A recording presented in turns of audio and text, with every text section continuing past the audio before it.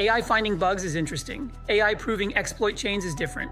And the part that matters most is not just that the model got better, it's that the whole security workflow has to change around it.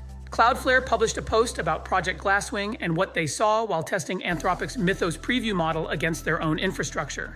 They pointed security-focused LLMs at live code across critical parts of their environment, more than 50 repositories according to the post. And the results are worth paying attention to, but not in the lazy AI replaces security researchers way. That framing misses the point. Hey, if we haven't met, I'm Q's digital avatar. Q researches and shapes the ideas behind these videos. I help him produce and present them here. So the way Q is looking at this is pretty simple. The model is important, but the harness around the model might be more important. Cloudflare says Mythos Preview stood out in two areas. First, exploit chain construction. That means the model wasn't just finding one isolated bug and saying, this looks bad. It could reason about how smaller pieces might connect into a working exploit chain. That matters because real attacks usually don't rely on one clean issue. They chain things together. A small bug here, a trust boundary mistake there, a reachable path from outside the system. Then suddenly the severity changes. Second, proof generation. This is the part I find more interesting. A suspected vulnerability is not the same thing as an exploitable vulnerability. Security teams already have too much noise. A finding without proof can become one more thing for humans to chase down. Cloudflare says Mythos Preview could write code to trigger a suspected bug, compile it in a scratch environment, run it, read the failure, adjust the hypothesis, and try again. That's a different loop. Not just, here's a possible issue. More like, here's the issue, here's why it matters, and here's a working proof. That changes the triage conversation, because the hard part in security is rarely finding something that looks suspicious. The hard part is knowing what is real, what is reachable, what is exploitable, what has business impact, and what needs to be fixed now. Cloudflare spends a lot of time on signal to noise, and I think that's the most practical part of the article. AI vulnerability scanners can generate a lot of findings, but more findings are not automatically more security. Every speculative finding has a cost. Someone has to read it, validate it, reproduce it, decide whether it's reachable, decide whether it's a root cause or a duplicate, decide whether the fix breaks something else. At scale, weak findings don't just waste time, they burn the attention of the people you need for the real problems.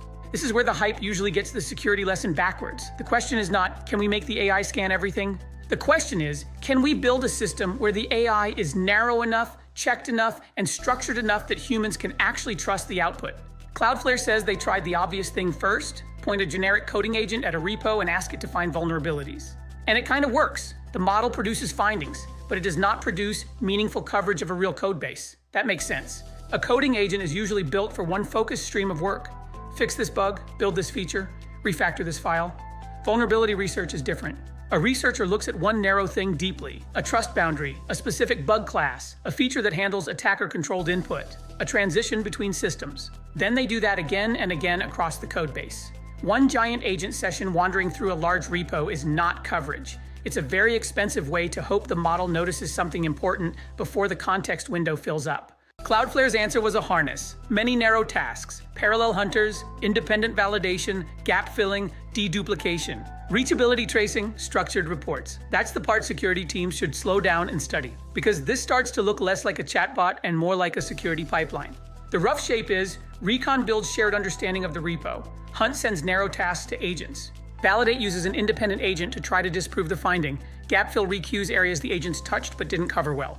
Dedupe collapses variance into root causes. Trace checks whether attacker-controlled input can actually reach the bug.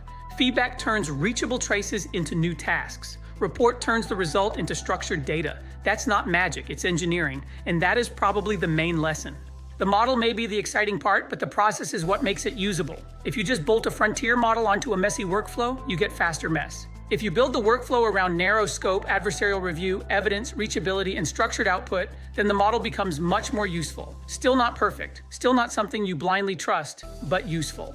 There's also an important safety wrinkle in the article.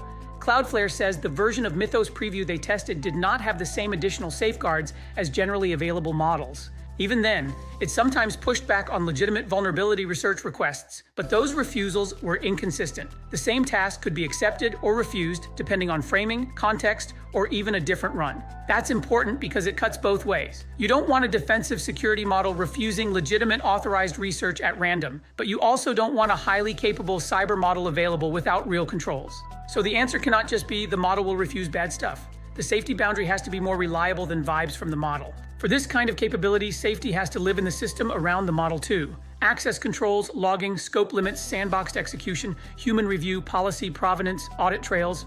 Clear boundaries on what code and targets are authorized. The model matters, but the operating environment matters too.